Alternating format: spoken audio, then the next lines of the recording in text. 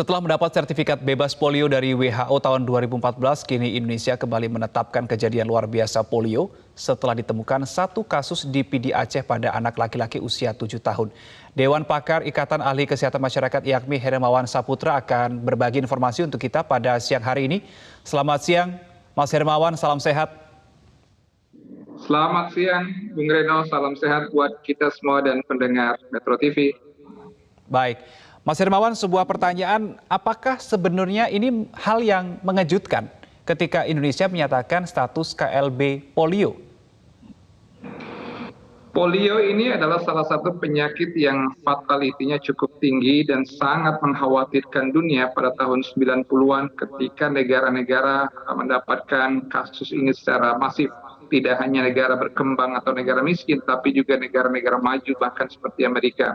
Amerika bahkan di tahun 98 pernah mengalami ratusan ribu kasus ini dan tentu sangat mengkhawatirkan untuk negara memiliki ekonomi maju dan juga teknologi serta memiliki upaya-upaya kesehatan yang lebih baik. Tetapi sejak tahun 98 itu juga negara-negara di dunia melalui WHO itu menetapkan dan memiliki suatu strategi yang bernama Global Polio Eradication Initiative dan ditargetkan pada tahun 2005 seluruh dunia itu tereradikasi atau terbebas dari polio.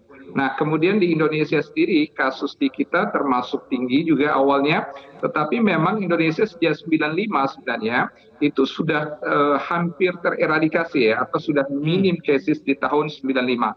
Hanya saja virus ini sifatnya laten, kadang bisa datang dan hadir mulai dari adanya penyebaran yang identik dari negara lain atau bahkan memang dari virus yang laten di Indonesia sendiri. Pada tahun 2005 itu dikatakan KLB karena ada satu kasus polio dan itu identik dengan yang ada di Sudan. Nah, dulu Sudan juga terjadi kasus di tahun 2005, 2007 negara-negara di Afrika seperti Nigeria dan juga Niger, termasuk yang paling tinggi kasus yang endemik itu di India, Pakistan, Afghanistan ya, di negara-negara Asia Selatan. Nah, maka itu di negara kita patut menjadi kewaspadaan karena negara kita ini kan negara yang belum sepenuhnya memiliki sanitasi yang bagus, antar wilayah, antar daerah memiliki ketimpangan terhadap sanitasi perilaku hidup masyarakat, tetapi satu yang bisa kita lakukan dengan target eradication itu dan pada akhirnya certificate di tahun 2014 dengan cakupan imunisasi, terutama OPV yang memang inilah yang menjadi instrumen terbaik pemerintah kita untuk melakukan kampanye vaksinasi dan kita sangat khas dengan vaksin polio ini melalui PIN ya, Pekan Imunisasi Nasional yang hampir tiap tahun selalu dirayakan dengan riang, tetapi substansinya adalah untuk melakukan dan memastikan agar polio tidak lagi ada dengan status tereradikasi.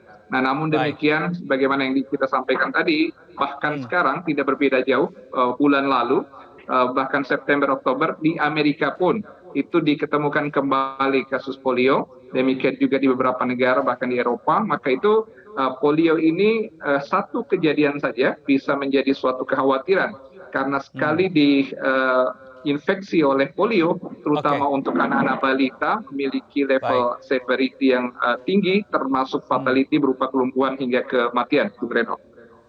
Baik, Mas Hermawan, ketika kasus di PD ini ternyata anaknya adalah belum menerima vaksin polio, apakah ini juga menjadi wake up call dan sebuah alarm bahwa sebetulnya tingkat kesadaran dari para orang tua ini juga masih tergolong rendah atau upaya dari pemerintah untuk jemput bola yang masih rendah? Kita sambung di segmen berikutnya. Mas Hermawan, kita akan jeda sejenak. Pemirsa Metro Siang masih akan kembali, tetap bersama kami.